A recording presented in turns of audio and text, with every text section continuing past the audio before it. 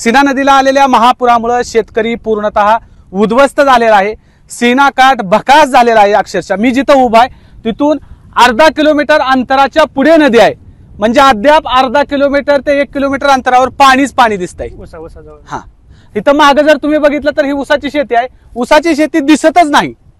पुढच्या साईडला ऊसाच्या शेतीबरोबरच द्राक्षाचं पीक आहे, ते सुद्धा पूर्ण उद्ध्वस्त झालेलं आहे, बागच दिसत नाही। अशा प्रकारची शेतकऱ्याची अवस्था झाली आहे। माझ्या बरोबर हे दोन बंधू आहेत, ह्यांची द्राक्षाची आणि ऊसाच्या शेतीचं प्रचंड मोठ्या प्रमाणात नुकसान झालेलं आहे। 3 एकर माझं बागाचं क्षेत्र आहे।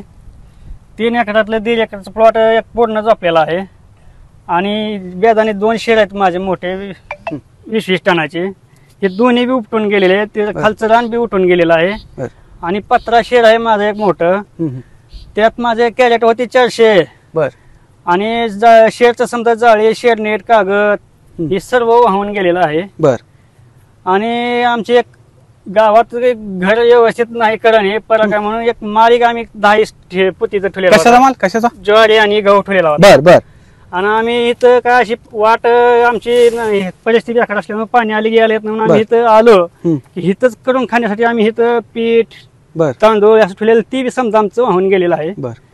आणि दुसरं अजून आम्ही काय केलं तर पाऊस पडल्यावर पुन्हा वाट इकडे चालत नाही म्हणून आम्ही ट्रॅक्टर मध्ये खत एक आणलेला होता, एक 60,000 आम्ही खत आणला होता। पण आमचे पाहुणे आहेत त्यांनी बी काय केलं, कोणता कोणाचं वाहन यायचं म्हणून त्यांनी बी खत घेतलं टाकलं आणि इथं शेड मध्ये टाकलं का तर शेड आहे मोठं म्हणून ते पूर्णच वाहून गेलं, ते पूर्ण वाहून गेलेलं आहे पुन्हा सुद्धा। तर तुम्ही चित्र बघू शकताय, जरा दाखवा तिकडं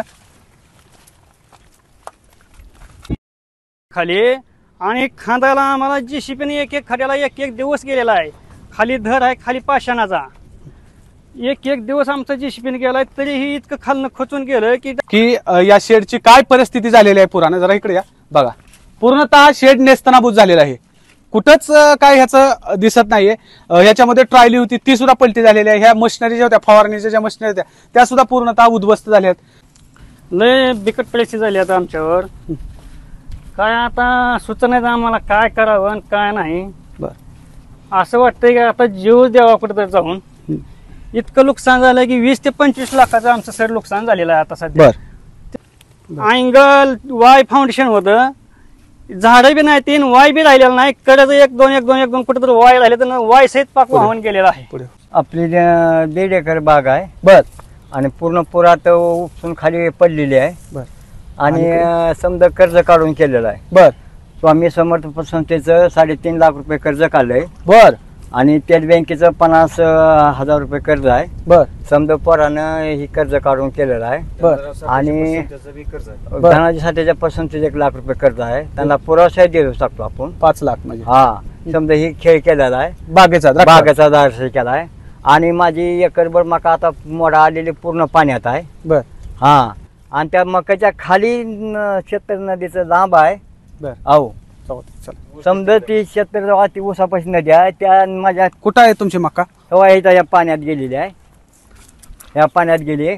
आणि मी नेटकंच 8 दिवस झालं सौर ऊर्जा मला ते शासनाच्या किंमतून घेतलं होतं पैसे भरून, आणि इथं सौर ऊर्जा पडलं द्राक्षा बागासाठी इथं उभा राहिलेला खाली पडून। सौर ऊर्जाचा प्लांट कुठं होता, हे इथं होता, हे इथं होता सौर, इथं ही बी आहे, इथं आर्थिंगचं जोडलेलं आहे।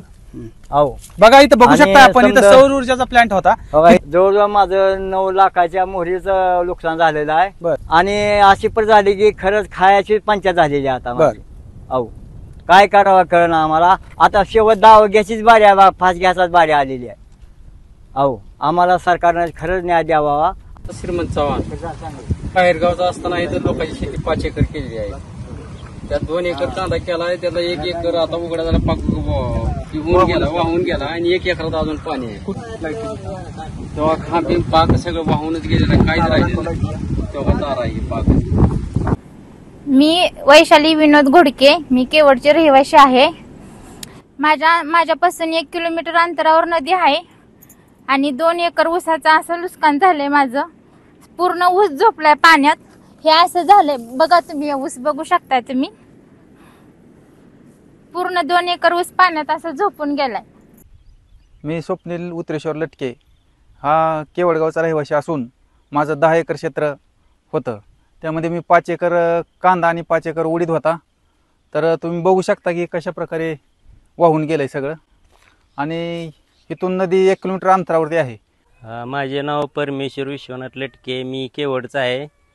शिना नदीला आलेल्या महापुरामुळं इथं माझ्या ऊस शेतीचं ऊसातल्या ड्रीपचं 3 एकरामधलं साधारण आणि ऊसाचं 4 एकराचं नुकसान झालेलं आहे. ते म्हणजे किती झालंय सांगताच येत नाही. पूर्ण ड्रीप वाया गेलेली आहे. हे शेडमध्ये सगळी जनावर आपण वरती काढली होती. मांजर काही आलं नाही मागं. मांजर पत्र्यावरती जाऊन बसलं त्यामुळे वाचलं. पुराच्या पाण्यातून वाचले. माझं नाव वैभव दत्तात्रय लटके. केवळचा मी रहिवासी आहे. माझ्या बागेत फुरसणानं एक ही काडी राहिली नाही. 1 वर्ष ही बाग सांभाळून काही सुद्धा उपयोग झालेला नाही. माझ्यापासून 1-1.5 किलोमीटर नदी आहे. त्या पात्रातून अजून अलीकडे पाणी पूर्ण वाहू शकते. ही खाली ऊस वगैरे सगळं माझं आहे शेती. महापुरामुळं सगळं नुकसान झालेलं आहे.